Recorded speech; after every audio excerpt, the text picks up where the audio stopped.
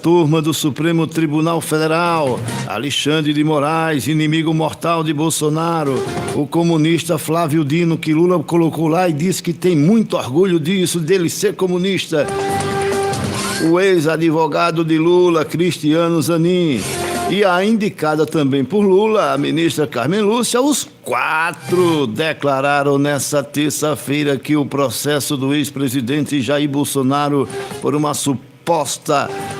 suposto golpe de Estado transitou em julgado. Ou seja, os 4, né?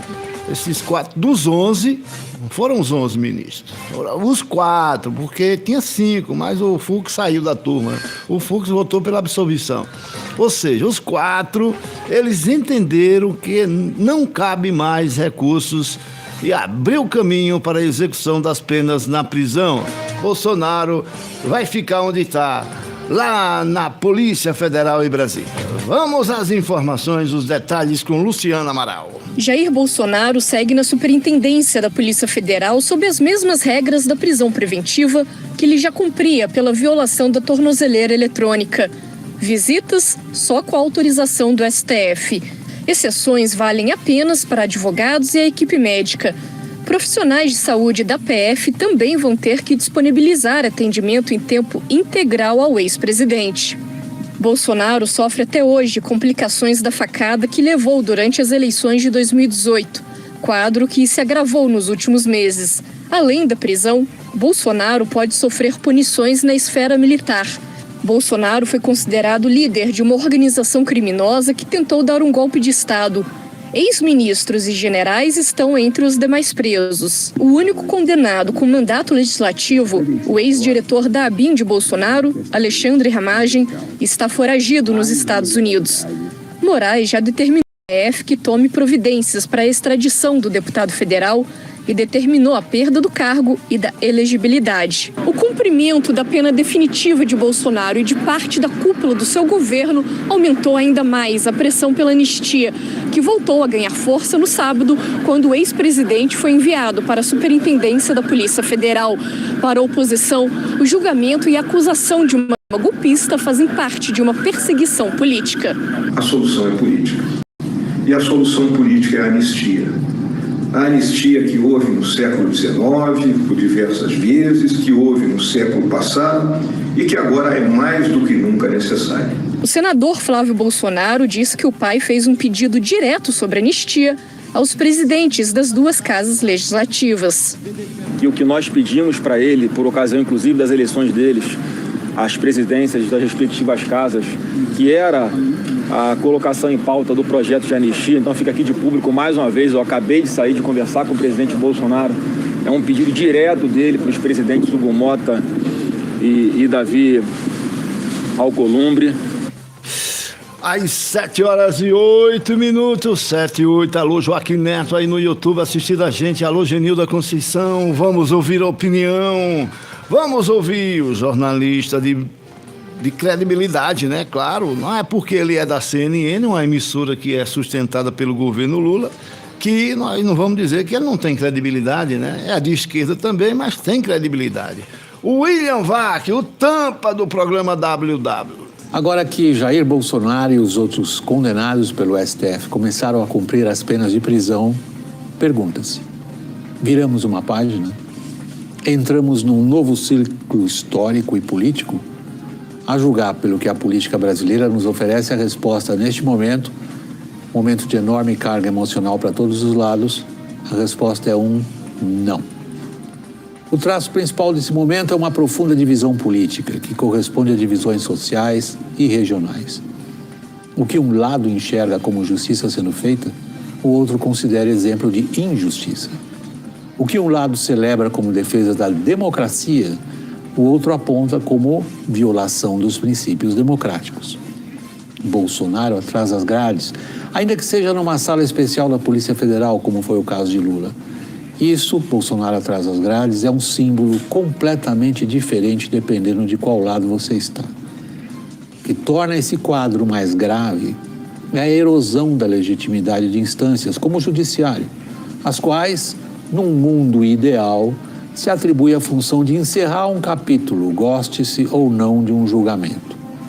Decisões judiciais são vistas hoje como meramente políticas e em função de política e não como aplicação da lei.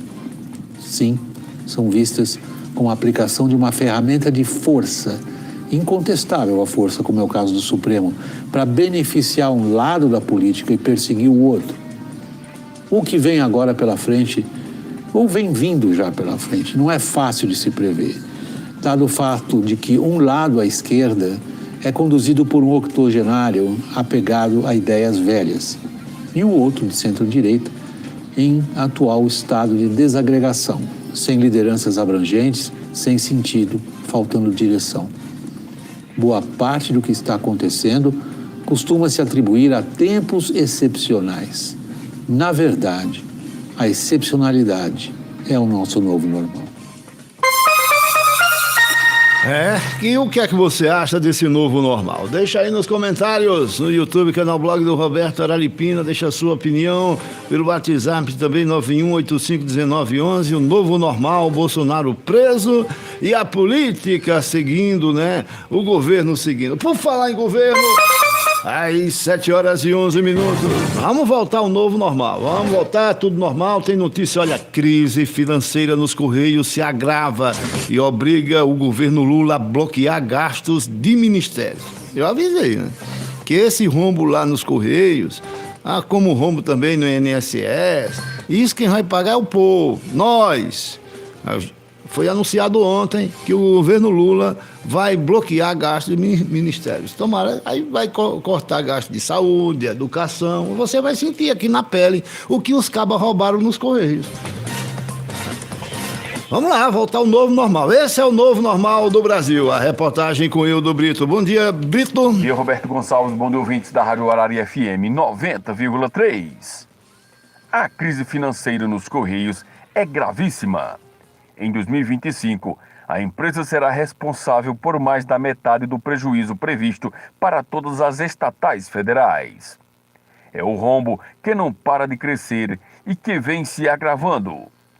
Dos últimos 10 anos, os Correios tiveram prejuízo em 5. Em 2024, o déficit dos Correios foi de mais de 2,5 bilhões de reais. No acumulado do primeiro semestre de 2025, o prejuízo passou de 4 bilhões de reais e pode chegar a 10 bilhões de reais até o fim do ano, segundo um comunicado que a direção enviou aos funcionários. Na semana passada, o próprio governo federal dobrou a previsão de rombo dos Correios em 2025. A empresa, que já deteve metade do mercado de encomendas, hoje responde por apenas 1/4 dele, porque não investiu o suficiente para concorrer com empresas mais modernas do setor. A crise nos Correios afeta também as contas públicas. O governo federal previa que estatais federais teriam um déficit de 6 bilhões de reais em 2025. Mas por causa dos Correios, a previsão agora é de um déficit de 9 bilhões de reais. Pelas regras fiscais, quando o rombo das estatais passa do limite estabelecido da meta, é preciso compensar em outras áreas. Por isso, o governo contingenciou 3 bilhões de reais em gasto dos ministérios. Do Departamento de Jornalismo da Arari FM, Hildo Brito para o Araripino, gente. Valeu, Brito. Então pronto, eles roubam pra lá e a gente paga por cá. É assim mesmo. E o que é que você acha? Deixa aí nos comentários, no YouTube. Alô, Jarbas Pereira. Jarbas Pereira diz bom dia, Roberto, aqui pelo chat, né? É muito triste a realidade do nosso país. Alô, Berluz, manda um vídeo aí, Berluz, falando sobre o assunto pela caridade. 7h14. E o tirinete continua. A crise. Essa aí foi o nosso amigo dos Correios, foi o nosso querido Hildo Brito que trouxe. Mas tem outro rombo.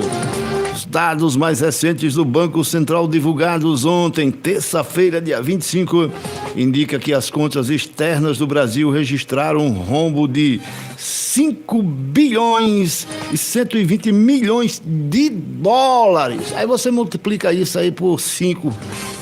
Aí vai dar mais de 25 bilhões de reais de rombo só no mês de outubro.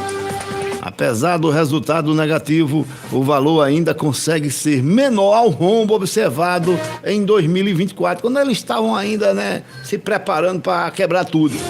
Quando desce em 2024, havia atingido 7 bilhões de dólares. Quer dizer, o ano passado foi maior ainda, né? Foi 7 bilhões de dólares o ano passado o rombo. Está diminuindo, graças a Deus, né? A principal razão para a redução do rombo reside na balança comercial. O resultado da balança comercial de outubro foi um superávit de 6 bilhões de dólares, um valor aproximadamente de 3 bilhões, superior ao superávit registrado em outubro do ano anterior. Apesar do desempenho positivo do comércio de bens, outras contas apresentam fortes resultados negativos. Serviços, por exemplo, as despesas com serviços mantiveram um comportamento semelhante ao da comparação anual, fechando o mês com um rombo de 4 bilhões e 370 milhões de dólares. E aí você pode entender melhor acessando o blog do Roberto, essa matéria está lá. E esses dados foram divulgados ontem pelo Banco Central, que é independente, né? Apesar do presidente, o Gabriel Galípolo, ter sido indicado por Lula, mas é um órgão independente, e aí tem que mostrar a realidade, né? O que é que está acontecendo no país. Diferentemente do IBGE, né? Está todo loteado lá por companheiros. São 7h16, 7h16 em Pernambuco. Olha, ainda falando sobre crise, né? Esse é o novo real do Brasil daqui para frente. Já que prender Bolsonaro, a gente tem que cair na real aqui agora. O Grupo Mateus, o maior varejista do Nordeste, um dos maiores do Brasil, um gigante varejista que está aí negociando comprar, por exemplo, o Novo Atacarejo, que é um grande também. Pois é, o Grupo Mateus está aí com um rombo bilionário. Vamos à reportagem de Henrique Faustini. Bom dia a você, Roberto. Bom dia a todos que nos acompanham nessa manhã de quarta-feira. Estamos já chegando com informações. Há uma semana, uma crise sem precedentes abalou as estruturas financeiras do Grupo Mateus, uma das maiores redes de supermercados do Brasil. Mal chegou à Bahia e a companhia varejista já se vê em volta de um prejuízo bilionário. Na semana passada, a imprensa nacional, incluindo o BNews, divulgou uma queda nas ações do grupo de 1,9 bilhão, ou seja, 14% em poucos dias. Segundo o jornal Valor Econômico e o site Times Brasil, o rombo dos cofres da empresa foi causado pela descoberta de uma fraude no balanço de 2024. Em miúdos, 1,1 bilhão em estoques estavam supervalorizados. Com isso, o valor mercadológico do Grupo Mateus caiu de 6 bilhões para 4,9 bilhões. O patrimônio líquido também encolheu em 695 milhões. E essa matéria tem o oferecimento de Granja Almeida. Granja Almeida vendendo a melhor água mais procurada do Brasil. Eu tô falando de água rara. Melhor preço, entrega rápida no seu endereço é com a Granja Almeida no centro de Araripina. Daqui a pouquinho estaremos de volta, Roberto, trazendo muito mais informações. Obrigado, Faustino. Eita, tirinete. Pois é. E o Instituto de Previdência de Itaguaí, é um município, Itaguaí, daqui a pouco eu vou saber qual é o estado, né? Solicitou ao Tribunal de Contas da União, TCU, a instauração de auditoria independente sobre a atuação do Banco Central no processo que levou à liquidação extrajudicial do Banco Master. O Fundo de Previdência dos Servidores do município aponta em documento enviado ao Ministério Público de Contas indícios de falhas de supervisão e omissões regulatórias da autoridade máxima monetária do país. Em 2024, o Itaprev, né, que é o Instituto de Previdência de Itaguaí, investiu quase 60 milhões de reais em letras financeiras do Banco Master. Pois é o que um dia desse, né, o nosso consultor financeiro, Dojnan Rai, disse, o Banco Master estava oferecendo juro dobrado, para pagar juro dobrado, né? CDC, essas coisas todas, e aí estava todo mundo investindo lá para ganhar mais dinheiro, né? Os fundos de previdência dos municípios aqui do Brasil, quase todos, eu não sei o de Araripina, eu vou até perguntar ao prefeito, né? É vir lá se tem investimento aqui no Banco Master, né? Porque lá o juro estava pagando altíssimo rendimentos, né? No Banco Master. E aí agora tá todo mundo no prejuízo, o Banco Master quebrou, os cabas roubaram o Banco Master. A advogada do Banco Master, que é a mulher de Alexandre de Moraes, não está dando de conta, não deu de conta, né? Quebraram o banco, o caba está preso, e agora tem esses fundos de previdência, tudo aí pegaram o dinheiro dos coitados dos aposentados e investiram no Banco Master. Olha o problema aí. Pela caridade, onde é que nós vamos parar, Galo Branco? Desse jeito, mano. Tenha calma, doutor Roberto. Eu tô calmo, não tenho dinheiro no Banco Master. Não nervoso não, doutor. Não, tô nervoso não. Tenha calma, vai dar certo. Vai dar certo. Toma um pouquinho de água. Quando eu pegar, já. Tá mais calmo agora? Tô. Bota o galo pra cantar. Canta aí, meu filho, canta aí. Vai. Peneira aí. Pronto, agora vai dar certo. Ó, aqui pelo WhatsApp da Araria FM, tem aqui o Antônio diz: é muita cara de pau desse governo, impressionante é que é muita gente da nação é conivente com essa roubalheira. Tem aqui isso aí pelo WhatsApp, né? Pelo YouTube no chat, tem o Laione, diz 1,1 bilhão sumiu e ninguém percebeu. Era o Aldo Lima, de Valinho, São Paulo. Ele disse que apoia Bolsonaro e que é triste aí vê-lo na prisão da forma que foi inocente. Gilvanete Lima diz que Raquel está reconstruindo o Estado em todas as regiões. Pronto, é o povo se manifestando aqui pelo WhatsApp e pelo chat da Araria FM. Participe também, o Tirinite aqui na sua Internacional. A nível internacional, nós temos uma informação que os Estados Unidos anunciaram oficialmente que a Ucrânia concordou com o plano de paz. E aí a guerra com a Rússia vai acabar. As informações com Robson Moreno. Bom dia, Roberto. Bom dia a todos. A Ucrânia concordou com um acordo para encerrar a guerra com a Rússia, restando apenas detalhes menores a serem resolvidos, disse um oficial americano, mesmo com o presidente Volodymyr Zelensky afirmando que ainda há trabalho a ser feito. Falando enquanto o secretário do Exército dos Estados Unidos estava em Abu Dhabi, realizando reuniões com autoridades russas sobre a proposta do governo Trump, o oficial disse, aspas, os ucranianos concordaram com o acordo de paz. Há alguns detalhes menores a serem resolvidos, mas eles concordaram com o acordo de paz. Fecha aspas. Em uma publicação na rede social X, o secretário de Segurança Nacional da Ucrânia, Rustem Umerov, escreveu que as delegações chegaram ao entendimento comum sobre os termos principais do acordo discutido em Genebra. Abre aspas. Agora contamos com o apoio de nossos parceiros europeus em nossos próximos passos. Aspas, escreveu Umerov. Ele acrescentou que a Ucrânia espera organizar uma visita de Zelensky aos Estados Unidos para concluir as etapas finais e assim fechar um acordo com o presidente Donald Trump. Essa notícia que você acaba de ouvir aqui no Araripina Urgente tem um oferecimento todo especial de Prime Ópticas. Estamos na rua José Barreto de Souza Sombra, no centro da cidade. Prime Ópticas, o melhor com o menor preço você encontra sempre aqui. Obrigado, Robson Moreno. Isso aqui é uma diferença de um governo para outro, né? Na época do panaca lá, Joe Biden, de esquerda, né? Dos democratas, aqui a gente só anunciava início de guerra. Começou a guerra da Ucrânia, começou a guerra de Israel, os terroristas do Hamas invadiram, mataram tantas pessoas lá inocentes, levaram, Irã fazendo bomba atômica. Aí entra o galegão de direita, acabou com a paz de Israel, com a guerra em Israel, com os terroristas do Hamas.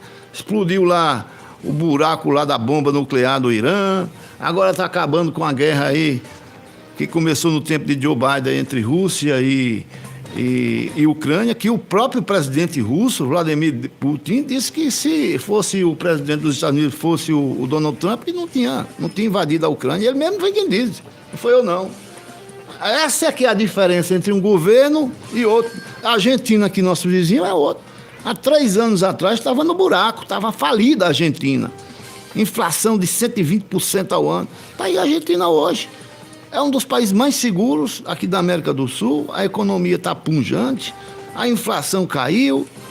Essa é a diferença. Enquanto no Brasil, há 3 anos atrás, como é que a gente estava?